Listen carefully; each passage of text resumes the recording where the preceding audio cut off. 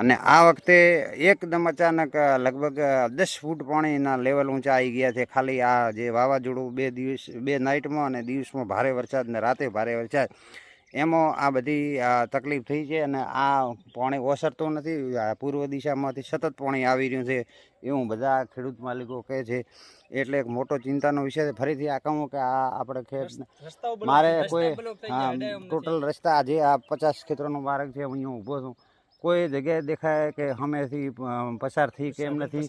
ખૂબ તકલીફ છે, પણ શું કરીએ, કોઈ પ્રશાસનને અમે આ નથી કહેતા કે પાણી અમને ખેતરમાં કાઢી આલો, પણ ખેડૂતોને આપણે અહીંયાની માગણી છે કે અમારે આ આજીવા ખોવાઈ ગઈ છે, અમને વળતર આપો. અને અમારે જરૂર છે, બીજું સરકાર જોડે કોઈ પણ જાતની માગણી કરતા નથી.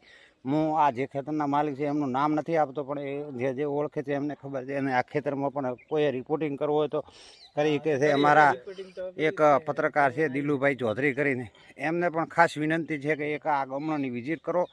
સુઈગામમાં જ વરસાદ થયો છે એવું નથી, બધે 20-50 છે. એક આ વિસ્તારમાં બોર્ડર પટ્ટીમાં સુઈગામ કરતો ભારે વરસાદ છે, પણ આ જમીઓ એવી છે પાણી સૂચી જાય છે, પણ છતાં આટલું પાણી ભરાયેલો છે.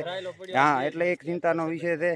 અને ખાસ મારા ભાઈબંધ દિલુભાઈ ચૌધરીને વિનંતી છે કે એકવાર આ વિઝિટ કરો અને બાગાયતી પાકો વિશે થોડી સરકારને પણ જાણ થાય એવી ખાસ વિનંતી છે.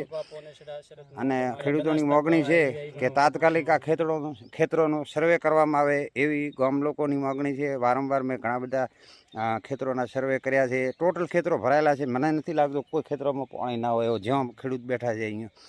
બસ એટલું જ. આજે ફરીથી આવતીકાલે જો પાણીનું લેવલ વધશે તો ફરીથી આપને જ્યાં બી જરૂર હશે ત્યાં આપણે એક વિડીયો બતાવીને વિડીયોના માધ્યમથી લાઈવમાં પણ બતાવીશું કે આ પાણીનો વધારો થયો છે.